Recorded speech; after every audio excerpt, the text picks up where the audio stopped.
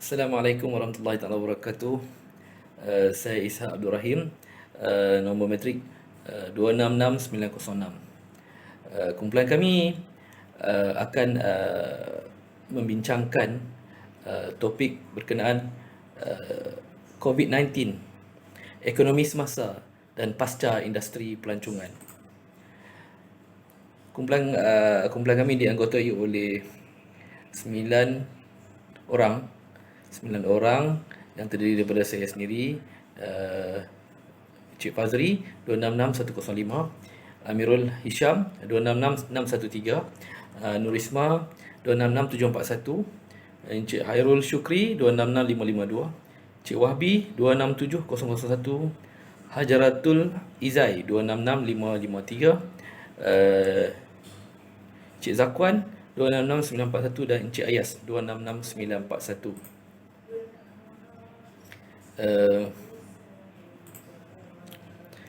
Kita semua tahu COVID-19 telah melanda negara kita bermula daripada tahun 2019, di mana pada bulan 10 COVID itu telah melanda Wuhan, China, dan telah disebar luas melalui penduduknya sendiri yang telah melancong ke Singapura, seterusnya sampai ke Malaysia. COVID-19 telah merencatkan pertumbuhan ekonomi dan mewujudkan krisis kesihatan paling mencabar dalam sejarah dunia. Sektor ekonomi yang paling terkesan adalah sektor pelancongan. Sehingga Mac 2020, COVID-19 telah menyebabkan jumlah kerugian hampir 10 bilion kepada negara kita. Justru pengusaha industri pelancongan perlu mengadaptasi dengan norma baru bagi memastikan semua risiko dapat ditangani dengan baik. Perdana Menteri berkata anggaran kerugian keseluruhan dalam sektor pelancongan ini bermula dari Januari hingga Februari 2020 adalah sebanyak 3.37 bilion.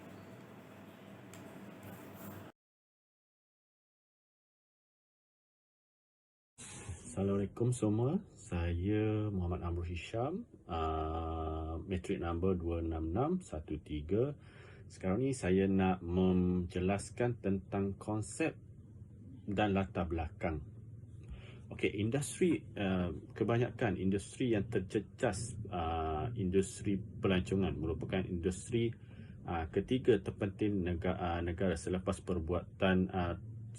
perbuatan dan komuniti. Industri ini telah mengalami kerugian sebanyak 9 juta pada 3 bulan pertama bagi tahun 2020 dan terus meningkat dengan mendadak. Penggiatan sektor pelancongan juga perlu kreatif membuat strategi pemasaran dengan kehujukan segmen sasaran pasaran bersesuaian dengan penawaran produk dan perkhidmatan yang diberikan. Kerajaan telah mewujudkan dana yang dikenal pasti sebagai Galina Malaysia, iaitu Galakan Melancong Malaysia, yang di mana memperuntukkan khas dari Kementerian Keuangan MO yang akan disalurkan oleh penggiat industri pelancongan. Assalamualaikum warahmatullahi wabarakatuh. Saya Wabi Bemola, nombor metrik 267001. Di sini saya nak menjelaskan masalah berkaitan dengan tajuk kami, iaitu isu ekonomi semasa dan pasca COVID-19 terhadap industri pelancongan. Pertama, boleh saya jelaskan berkaitan dengan pelbagai sektor pelancongan di negara kita menanggung kerugian dan hutang yang tinggi. Sebagai contoh, boleh saya sebutkan adalah sektor perhotelan, di mana mereka telah menanggung hutang yang begitu tinggi sehingga mencecah jutaan ringgit akibat daripada pembatalan sewaan bilik yang dilakukan oleh para pelancong dari luar maupun dalam negara. Ini kerana dengan pelaksanaan PKP sebelum ini, kawalan pergerakan di dalam negara adalah terhad, sehingga pelancong dari luar negara tidak boleh memasuki negara kita. Malah rakyat di negara kita sendiri pun terpaksa mengawal pergerakan mereka. Itu adalah penyumbang yang tertinggi penurunan ekonomi dalam negara. Yang keduanya, kita boleh lihat para pekerja juga terkena maupun terempias. Mereka akibat daripada penularan ini, mereka terpaksa menanggung kerugian seperti gaji dipotong, malahan waktu bekerja mereka juga dihadkan. Mungkin sebelum ini syarikat tersebut boleh memberi OT kepada para pekerja. Namun demikian, akibat daripada penularan COVID ini, terpaksa sektor tersebut mengurangkan ataupun tidak lagi memberi OT kepada para pekerja. Lagi menyedihkan, terdapat juga segelintir para pekerja ini kehilangan pekerjaan mereka. Akibat daripada sektor ini tidak mampu untuk menanggung kos pembayaran gaji. Perkara ketiga, kita boleh lihat lagi menjejaskan ekonomi kita sebelum ini adalah di mana kerajaan telah mengumumkan pembatalan kempen Tahun Melawat Malaysia 2020 demi membendung penularan COVID-19 ini. Perkara keempat, masalah dia kita boleh lihat dalam kalangan masyarakat kita, semakin meningkatnya kadar penyakit. Boleh kita lihat sebagai contoh kesihatan mental, di mana rakyat kita terpaksa menanggung hutang, kehilangan pekerjaan, tekanan hidup. Perkara ini berlaku akibat daripada merundumnya ekonomi, di mana mereka terpaksa menanggung hutang yang perlu dibayar. Kedua, mereka terpaksa mencari pekerjaan yang baru untuk menampung kehidupan seharian mereka. Di sini, berlakunya perkara ini telah menyebabkan tekanan hidup yang amat tinggi sehingga menyebabkan tekanan mental terhadap rakyat kita. Sekian. Terima kasih. Assalamualaikum warahmatullahi wabarakatuh. Saya Muhammad Zakwan bin Mukhtar, nombor metrik 266941. Untuk subjek PKMB 2031 Pembangunan Masyarakat 3, saya ingin mengupas cabaran yang berkenaan isu ekonomi semasa dan pasca COVID-19 terhadap industri pelancongan, kesan terhadap pelancongan kita. Pelaksanaan promosi serta prosedur operasi standard SOP Kementerian Pelancongan, Seni dan Budaya melalui Tourism Recovery Action Council TRAC sedang giat merangka berbagai strategi dan juga plan bagi mengukuhkan kembali daya saing bagi industri pelancongan negara kita yang terkesan akibat daripada COVID-19 ini. Walaupun program Tahun Melawat Malaysia 2020 terpaksa dibatalkan, Malaysia Healthcare Travel Council ataupun short form dia MHTC perlu mencari inisiatif lain dalam mempromosikan pelancongan. Selain itu, bagi memastikan sektor pelancongan negara terus bertahan, beberapa penyelesaian perlu dilaksanakan segera seperti mempertingkatkan aktiviti pelancongan domestik serta pembinaan semula sektor pelancongan menerusi amalan yang mampu terus berkembang dan mencapai tahap kreasi yang lebih baik. Selain itu juga Malaysia perlu mempertingkatkan kerjasama pintar antara masyarakat awam dan juga swasta. Sektor pelancongan juga perlu mempertingkatkan serta memanfaatkan kemahiran tenaga kerja tempatan agar negara dapat mengurangkan kebergantungan kepada tenaga kerja asing. Maksudnya itu kita menggunakan tenaga kerja asing. Selama ini kita praktikkan yang kita sering guna pakai dan kita utamakan tenaga kerja tempatan, iaitu mengutamakan rakyat tempatan kita sendiri bagi menjana pendapatan kita di samping pendapatan negara juga. Sebelum ini, kerajaan telah membenarkan industri pelancongan beroperasi secara berperingkat berikutan keadaan negara semakin pulih. Tetapi peningkatan kes sejak kebelakangan ini amat membimbangkan kerana kes terlampau naik terlalu tinggi dan ini agak meruncingkan keadaan. Walaupun kebanyakan pemilik perdagangan dibenarkan beroperasi dengan melaksanakan serta memerlukan pelancong mematuhi SOP, tetapi penjarakan sosial perlu diutamakan dan juga lain-lain SOP yang perlu diutamakan juga. Maka pemilik perniagaan perlu meyakinkan kembali pengunjung yang datang, sebagai contoh pihak hotel boleh berkongsi video mengenai SOP hotel supaya dia boleh diwar-warkan kepada orang ramai dan media sosial supaya mereka lebih berjaga-jaga dalam mengurangkan risiko jangkitan COVID. Yang penting sekarang ni kesedaran diri pada diri kita untuk kita berperang dengan COVID ini.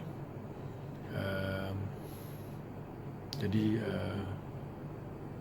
simboliknya kita jaga kita dan stay safe. Terima kasih. 4.2 gelombang ketiga pandemik COVID-19 menurut CEO Persatuan Hotel Malaysia. Kadar penginapan kembali naik apabila kerajaan menguatkuasa Perintah Kawalan Pergerakan Pemulihan PKPP pada Jun sehingga mencecah 42% pada cuti umum Hari Merdeka pada hujung Ogos lalu. Walau bagaimanapun, kadar penginapan keseluruhan jatuh kepada 39% dan pada 3 hari pertama bulan Oktober ia jatuh lagi kepada 35 hingga ke 36% disebabkan lonjakan kes 8 COVID-19 yang dilaporkan. Tambahnya, kadar penginapan dijangka terus turun kepada 10 dan 15% beberapa minggu lagi, apatah lagi dengan penguatkuasaan PKP bersyarat di Selangor dan wilayah Persekutuan. Ini boleh menyebabkan industri hotel rugi antara RM60 juta hingga 100 juta ringgit jika situasi tidak bertambah baik dalam masa terdekat. Sekiranya situasi tidak bertambah baik, industri perhotelan akan dipaksa melaksanakan pelbagai sekatan dan operasi seperti pernah dibuat ketika wabak mula meledak. Kesemua ini akan melengahkan lagi proses pemulihan industri. Justru itu, dalam membantu usaha kerajaan kerjasama rakyat Malaysia untuk mempromosikan pelancongan kesihatan kepada kenalan di luar negara juga adalah penting. Rakyat Malaysia perlu berganding bahu mempromosikan perkhidmatan pelancongan kesihatan yang ada di Malaysia dengan membuat perkongsian di media sosial. Kisah-kisah kejayaan hasil rawatan para kenalan dari negara luar boleh turut dikongsikan melalui konsep word of mouth agar pihak luar peka dengan perkhidmatan baik yang diterima oleh pelancong di negara ini. Kesimpulannya, walau secara umumnya sektor pelancongan terjejas teruk akibat krisis COVID-19, potensi industri pelancongan kesihatan era pasca COVID-19 menjanjikan masa hadapan yang lebih cerah. Kerjasama antara kementerian, agensi yang berkaitan, penyedia perkhidmatan sama ada awam atau swasta serta masyarakat Malaysia perlu diperkukuhkan lagi dalam membantu menunjukkan kembali ekonomi negara. Sebaik sahaja pandemik COVID-19 berakhir, Malaysia pastinya telah bersedia untuk menerima limpahan pelancong kesihatan dari serata dunia. Hai, Assalamualaikum. Saya Ayas Ibrahim, 266614. Okey, tajuk saya adalah cabaran untuk poin yang ketiga. Dalam usaha kita menghadapi pasca pandemik COVID-19, kerajaan sudah berusaha untuk membangunkan modal insan dengan cabaran baru, umpamanya melalui penggunaan teknologi. Kerajaan telah mengenal pasti aspek teknologi sebagai antara pemangkin yang bukan hanya mempercepatkan pemulihan tetapi juga mentransformasikan ekonomi negara. Secara tidak langsung, menyebabkan pelaburan yang besar dibuat oleh syarikat-syarikat telekomunikasi, organisasi kerajaan dan juga swasta untuk meningkatkan kapasiti teknologi mereka.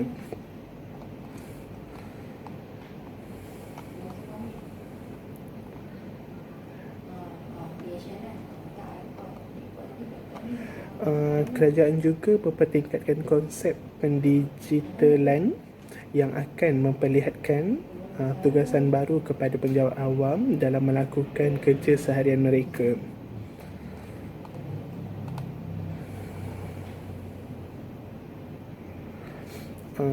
Selain pada itu, kerajaan juga telah melaksanakan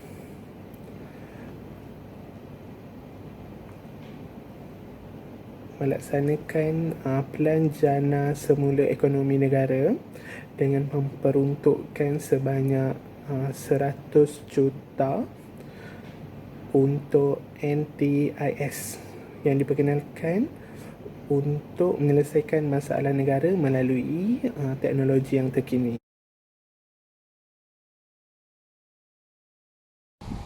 Assalamualaikum. Nama saya Nurisma binti Yaakob, nombor matrik 266741. Hari ini saya nak bentangkan tentang cadangan dari kumpulan kami tentang inisiatif bersama untuk pulihkan sektor pelancongan. Okey, yang pertama, menggerakkan kembali industri pelancongan. Pihak kerajaan perlu memainkan peranan memberi beberapa inisiatif kepada industri untuk memulihkan industri pelancongan. Yang kedua, menggerakkan kembali perniagaan.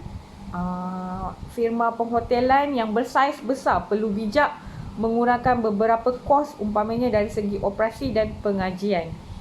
Yang ketiga, kita masyarakat sendiri perlu memainkan peranan walaupun masih dalam langkah berjaga-jaga dan enggan mengambil risiko untuk jangkitan COVID.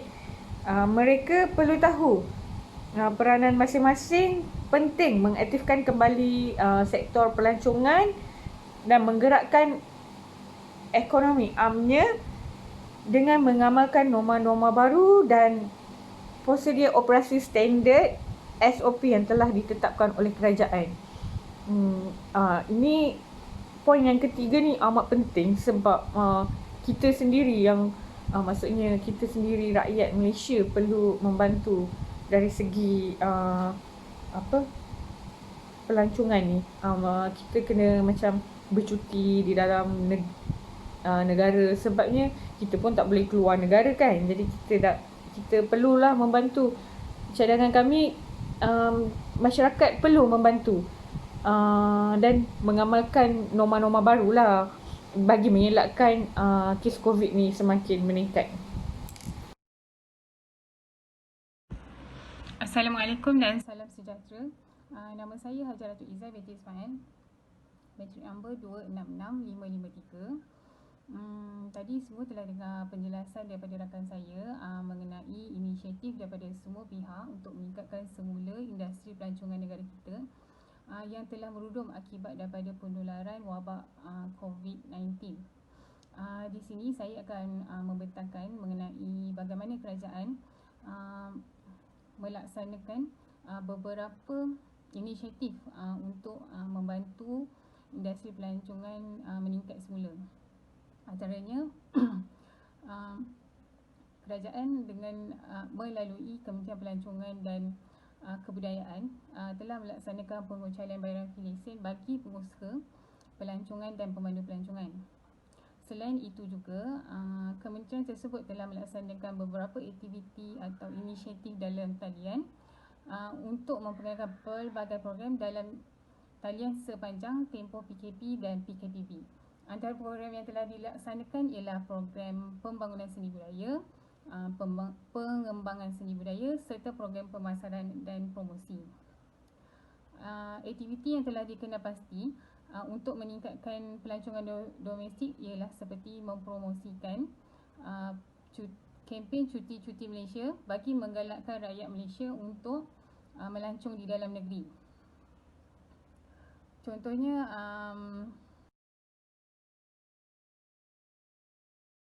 Kesimpulannya, dengan adanya kerjasama daripada kerajaan, penggiat industri, pelancongan dan masyarakat, perkembangan industri dapat digerakkan kembali.